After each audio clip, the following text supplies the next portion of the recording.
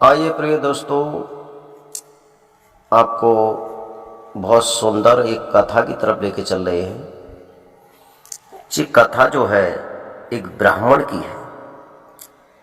लोग कहते हैं ये जाति पैतृक जाति होती है, लेकिन ऐसा कुछ नहीं है। पैतृक जाति नहीं होती है, जाति कर्म से होती है। वेद जनायते ब्राह्मणा, जो संस्कारों की तरफ चलता है, संस्कार जानता है, अच्छे संस्कार से जीता है, उसे ही ब्राह्मण कह देते हैं।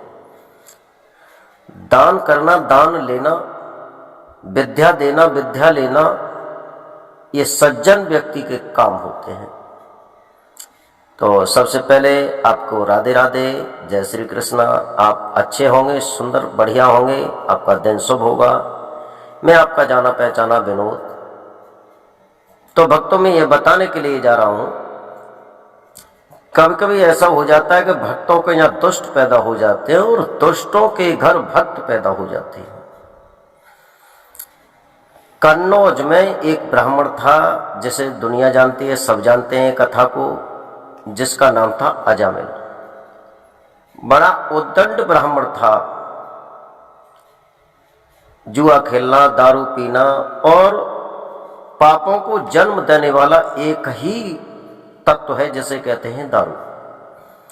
जो काम नहीं आप कर सकते, गलत काम की तरफ नहीं बढ़ सकते हैं, केवल दारू में वो शक्ति है कि आपको गलत काम पर उतारू कर देगी। जिस काम को आप सपने में नहीं सोच सकते कि मैं ऐसा नहीं कर सकता, उसे दारू पी करके आप सने सने कर सकते हो, उसे कोई रोकने वाला नहीं है।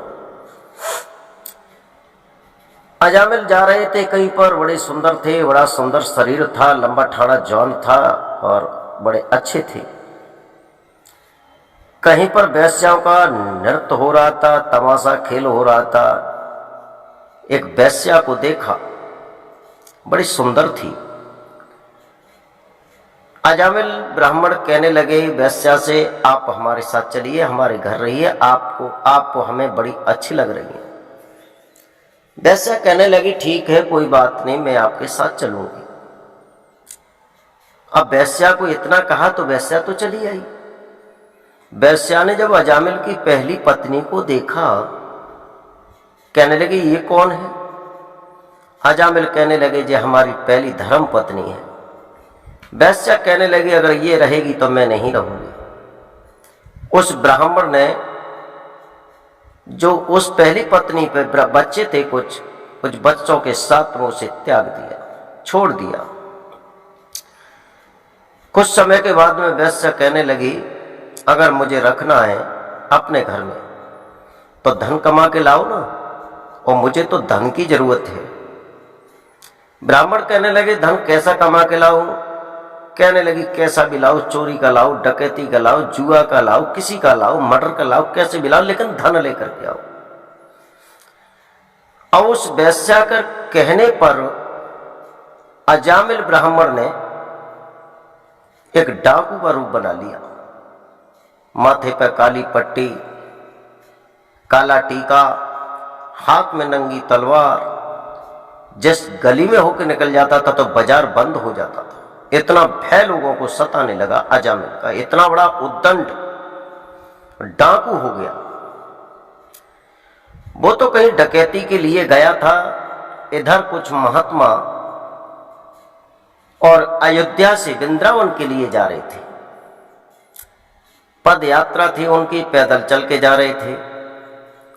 बुढ़े थे, एक गुरु थे और उनके साथ में बहुत से शिष्य थे। एक पालकी थी, जिस पालकी में श्री राम की मूर्ति रखी थी। साथ में ढोलक बाजे बजते हुए जा रहे हैं, हरि कीर्तन करते हुए जा रहे हैं। अब वो कन्नौज में जब प्रवेश करते हैं, शाम का वक्त हो गया था, किसी को पूछ लिया क्यों भैया, हम थक गए हैं, जाना है हमें वृंदावन, अयोध्या से आए हैं, कहीं हमारे ठहरने की जगह मिल सकती है? एक मिल गया ऐसा ही बुद्धिमान व्यक्ति, उसने कह दिया व्यंग में आप चले जाइए, एक ब्राह्मण है जिसका नाम है अजामिल, आपकी बहुत अच्छी सेवा करेंगे, आप वहां चले जाइए। अब वो महात्मा वहां से वहीं को लग लिए, दरवाजे पर जाकर के कहने लगे, अजामिल हैं क्या? अब वो वेश्या निकल करके आई। जब संत दरवाजे पे देखे तो वेश्या ने हाथ जोड़े और उनको प्रणाम कहा।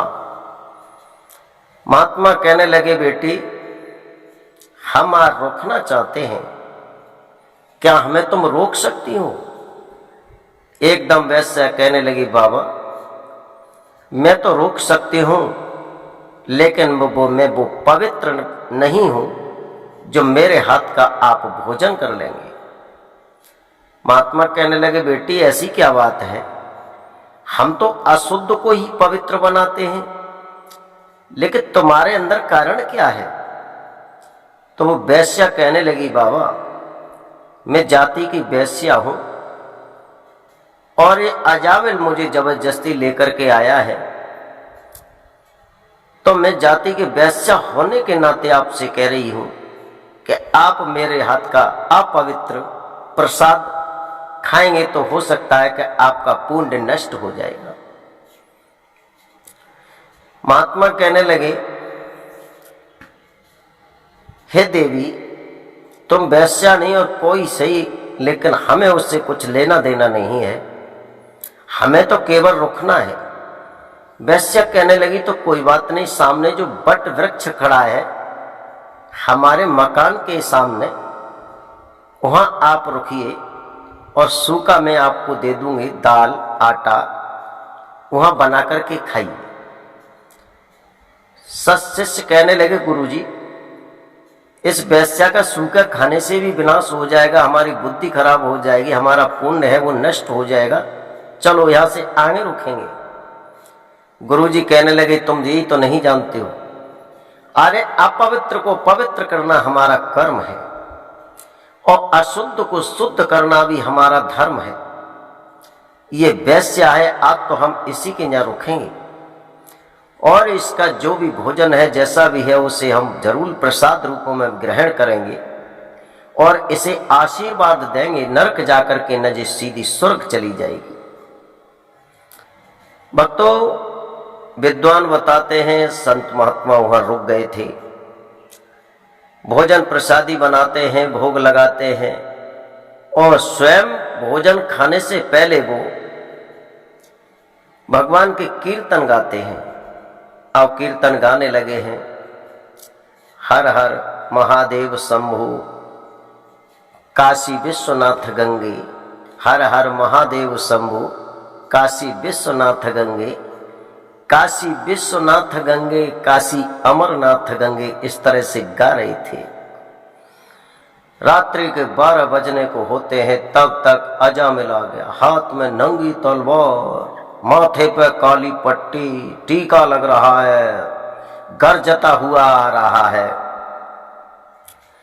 आकर के महात्मा को देखा, ढोलक बाजे बज रहे हैं, तुरंत ही महात्माओं से कहने लगा, कौन हो, कहाँ जाना है, किससे मिलना है, यहाँ क्यों पड़े हो? अब महात्माओं पर गर्जने लगा। वैश्य सोचने लगी वो उसकी जो धर्म पत्नी थी आ गई और जो बाबाओं पर चिल्ला रहे हैं, क्यों चिल्ला रहे हैं? बाहर निकल के आई, कहने लगी, क्यों चिल्ला रही हो? एक बात और बताऊं भक्तों, बाहर व्यक्ति चाहे कितना भी बड़ा गुंडा हो, बदमाश हो या मंत्री हो, संतरी हो, बाहर कितना भी उसका रुतबा हो, लेकिन घर में आके तो नॉर्मल हो ही जाता है पत्नी के सामने। अब आकर के कहने लगी, क्यों चिल्ला रही हो? अजामिल कहने लगे, तू पागल है, अरे महात्मा उनसे मुझे प्रेम नहीं है, ये मेरे दरवाजे पे आकर के क्यों रुके हैं? कहने लगी, क्या हो गया? वृद्ध महात्मा है, चला नहीं जा रहा है, वृंदावन जा रहे थे और मैंने उन्हें प्रसाद के लिए आटा दाल दे दिया और रात्रि में जब विश्राम कर लेंगे तो हमारा क्या बिगड़ जाएगा, चलो अंदर। नॉर्मल हो गया, अजामिल अंदर चले गए।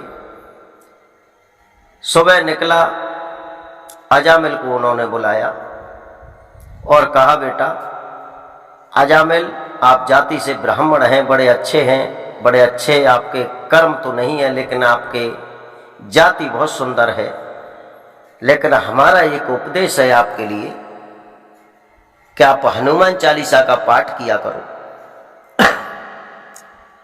या तुम सुंदरकांड पढ़ा करो, रामायण की 4 चौपाई रोजाना पढ़ा करो तो आपका कल्याण हो जाएगा।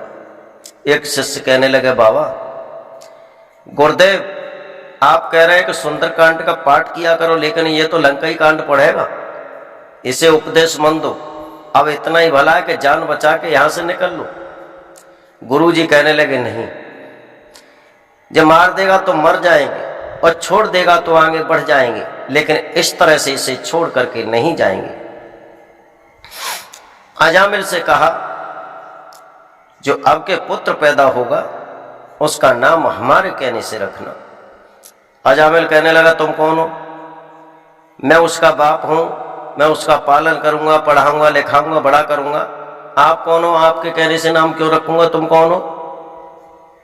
वैश्या कहने लगी, बात सुनने में भी कोई दिक्कत आ रही है? जब बाबा कह रहे तो सुन तो लो, बेशक मत करना उनके कहे को, सुनने में क्या जाता है। सुन लिया तो गुरुदेव ने कहा, वो जो संत थे सब में वय वृद्ध थे, वो कहने लगे, अपने बेटा का नाम रखना नारायण। कोई बात नहीं, इतना उपदेश करके संत तो सुबह निकल गए। धीरे धीरे समय व्यतीत हुआ, एक पुत्र ने जन्म लिया। वैश्या कहने लगी, स्वामी बेटा ने जन्म लिया, इसका नाम क्या रखेंगे? अजामिल कहने लगा, मेरा नाम अजामिल है, तो इस बेटा का नाम रखेंगे सजामिल। वैश्या कहने लगी, नहीं, इसका नाम हम रखेंगे जो बाबा बता गए थे, नारायण। अजामिल कहने लगा, तो कोई बात नहीं, आपकी इच्छा, जो रखो वो रख लो। अब उसका नारायण नाम रख लिया। तो भक्तों, मैं ये बताने के लिए जा रहा हूं इस देहाती अनमोल कहानी यूट्यूब चैनल के सौजन्य से कि बच्चे के नाम ऐसे रखे जाएं जो मरते समय अगर अपने बच्चे का भी नाम मुंह से निकल जाए, जब यमराज के दूत घेर रहे हों और तुम्हारा प्राण जब घबरा रहा है, तो अपने बच्चे का ऐसा नाम रखो। तुम परमात्मा से बेशक प्यार मत करो, लेकिन अपने बच्चे को तो बुलाओगे। राम है, कृष्ण है, बलराम है, परशुराम है, ऐसे नाम आप रखेंगे तो आप सीधे वैकुंठ चले जाओगे। लेकिन आज तो नाम ही ऐसे हैं जो 2 अक्षर में नाम आता है, कोई कोई तो नंबर 1 ही अक्षर में नाम आ जाता है। इन्हें नाम रखने का भी सहूर नहीं है। आज तो तुम्हारा बच्चा 5 वर्ष का है तो उसका नाम 2 अक्षर का है। जब बड़ा बूढ़ा हो जाएगा, बुजुर्ग हो जाएगा, फिर भी 2 अक्षर का ही नाम रहेगा तो कितनी शोभा देगा। अरे अपने बच्चे का ऐसा नाम तो रखो जिससे एक बार दुश्मन सुन के भी दहला जाए, पापी सुनकर के भी उस नाम को कप जाए। ऐसा नाम तो कम से कम रखिए अपने बेटा का। भक्तों, अब हुआ क्या कि अजामिल का जब समय आ जाता है तो अजामिल को यम के दूत आते हैं लेने के लिए। काले काले बड़े चांडाल जैसे लगते हैं, उनके माथे पे सींग हैं, बड़े बड़े दांत हैं, बड़े बड़े बाल हैं। यानी अजामिल घबराने लगा, दहशत खाने लगा। तो अपने उस छोटे पुत्र को वो बुलाता है, अरे बेटा भज के आना, अरे बेटा जल्दी आ, नारायण मुझे बचा ले, ये काले काले काल दूत मुझे मार डाल रहे हैं, ये मुझे परेशान कर रहे हैं। हे नारायण जल्दी आजा, हे नारायण जल्दी आजा। नारायण तो नहीं आता, लेकिन क्षीर सागर में बैठे हुए भगवान विष्णु के कानों में आवाज पहुंची। तुरंत उन्होंने अपने पार्षद भेजे और यम के दूतों को पार्षदों ने मार करके भजा दिया। जब उनको मार करके भगा दिया है, पार्षदों को सीधे बैकुंठ लेके जाते हैं। जब बैकुंठ लेकर के पहुंचे हैं, इधर यमराज ने नरक का गेट बंद किया और उसे ताला लगाया, चाबी लेकर के सीधे बैकुंठ पहुंचे। कहने लगे जाकर के, ये चाबी पकड़ो, अब नरक में किसी का काम नहीं है, अब नरक तो बंद हो जाएगा, खत्म हो जाएगा। भगवान विष्णु कहने लगे बात बताओ, बात क्या है? कहने लगे बात ये है, अजामिल ने सारे जीवन कितना दुष्कर्म किया है, कितना पाप किया है, और मरते समय तुम्हारा नाम ले लिया तो तुमने हमारे दूतों को भगा दिया, यम दूतों को भगा दिया तुम्हारे पार्षदों ने, और पापी अजामिल को सीधा वैकुंठ को लेके चले गए। तो बताओ मैं अपने नरक में क्या करूंगा बैठ करके, जब वहां पापी जाएगा नहीं, पाप का उसे प्रायश्चित नहीं होगा, उसे दंड नहीं मिलेगा, तो मैं नरक का दरवाजा बंद करके ये चाबी देने के लिए आया हूं कि सारी जिंदगी मनुष्य पाप करेगा और अंत में आपका नाम ले लेगा तो आप तो उसे सीधा स्वर्ग आदि वैकुंठ में डाल देंगे, नरक में कोई जाएगा ही नहीं, तो मेरा वहां बैठना ही क्या है।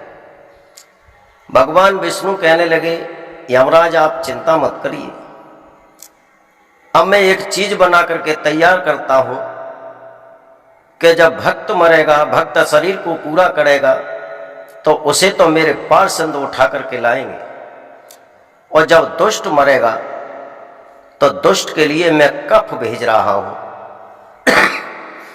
और कफ भेज रहा हूं। जब दुष्ट मरेगा, घर वाले कितना भी कहें राम का नाम लो, श्याम का नाम लो, या विष्णु का नाम लो, या परमात्मा का नाम लो, उसके गले में कफ हट जाएगा, उसके मुंह से मेरा नाम नहीं निकलेगा, मैं सुन नहीं पाऊंगा, आपके यमदूत उसे ले जाकर के नरक में डाल देंगे।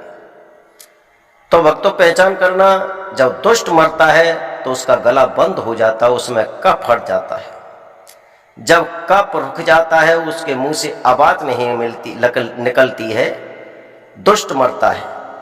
और भक्त जब शरीर को पूरा करता है, शरीर को छोड़ देता है, तो उसके मुंह से प्रभु का नाम निकलता है, सीधा स्वर्ग आदि वैकुंठ चला जाता है। तो हमें ये कथा ये सिखाती है कि आप अपने जीवन में कभी इतना पाप मत करना जो आपको यम के दूत मार मार करके और नरक की तरफ ले जाए। आप अपने जीवन में जितना बने उतना पुण्य करिए, अच्छा करिए, किसी का माल मत मारिए, किसी की चोरी मत करिए, किसी की बहन बेटी को मत तकिए, किसी का बुरा भला मत तकिए, आपकी नैया पार लग जाएगी, सीधे वैकुंठ चले जाओगे। और इस अजामिल की तरह आप सोचते रहेंगे कि सारे जीवन, लोग कहते हैं सावन का महीना है मुर्गा नहीं खाएंगे, चलो 1 महीना मुर्गा नहीं खाएंगे, भादों से लेकर के फिर 11 महीना मुर्गा खाएंगे, तो वो अपने मन में ये समझते हैं कि सीधे वैकुंठ चले जाएंगे। कुछ लोग कहते हैं आज मंगलवार है, आज हम मीट नहीं खाएंगे। अच्छा, मंगल को तू मीट नहीं खाएगा दुष्ट, तो बुध को तो खा लेगा। एक पाप जो है 100% पुण्य को नष्ट कर देता है, और 100% पुण्य एक पाप को क्षण में नष्ट कर देता है। आप 29 दिन कुकर्म और बुरे दुष्कर्म करो और 30वें दिन जाके पूर्णमासी को गंगा जी में डुबकी लगा लो तो समझ लो कि तर जाओगे। ऐसा नहीं होता है, सबका खाता अलग अलग है। 29 दिन ज्यादा होते हैं या 1 दिन ज्यादा होता है, अंदाजा लगाओ। 29 दिन तुम गलत काम कर रहे हो और 30वें दिन पूर्णमासी को जाकर के गंगा में स्नान करते हो, तो अपने मन में ये समझते हो कि अब तो हम सीधे वैकुंठ जाएंगे। ऐसा कुछ नहीं होता। आपने 29 दिन पाप किया है तो वो एक पोटली में बांध दिया जाएगा, और 1 दिन पुण्य किया है तो वो एक पोटली में बांध दिया जाएगा। जब यमराज के पास पहुंचोगे तो चित्रगुप्त उनके जो मंत्री हैं जब खाते को खोलेंगे और खाता खोल करके तुम्हारे कर्मों का लेखा जोखा तोलेंगे, पुण्य कम निकलेगा तो आपको नरक में डाल दिया जाएगा, और पुण्य आपका ज्यादा निकलेगा, पाप कम निकलेगा तो आपको स्वर्ग भेज दिया जाएगा। आप 10 रुपया की चीज कोई लेने दुकान पर जाते हो और अनाज लेकर के जाते हो 9 रुपए का, तो 1 रुपया आपको कहीं से देना पड़ेगा। और अगर तुम कोई सौदा 10 रुपए की आ रही है और 12 रुपए का अनाज लेकर के जाते हो तो 2 रुपए मिलेंगे और आपको 10 रुपए वाली सौदा भी मिलेगी। ऐसे ही पुण्य और पाप का खाता होता है। चित्रगुप्त जब आपके कर्म कांड का जब लेखा जोखा करेंगे और जिसमें पुण्य कम निकलेगा तो आपको नरक में डाल दिया जाएगा। और आपका पुण्य ज्यादा निकलेगा तो आपको स्वर्ग आदि वैकुंठ भेज दिया जाएगा। तो मेरा आपसे निवेदन है, आप अपने बच्चों का नाम ऐसा रखिए जिससे दुश्मन भी दहला जाए। आप अपने बच्चे का ऐसा नाम रखिए जिसमें ईश्वर का नाम आता हो। बढ़िया शुभ कर्म करिए, अजामिल ने किया है वो मत करिए। और मैं अपनी वाणी को यहीं विराम देता हूं। अगली वीडियो में फिर मिलेंगे आपसे।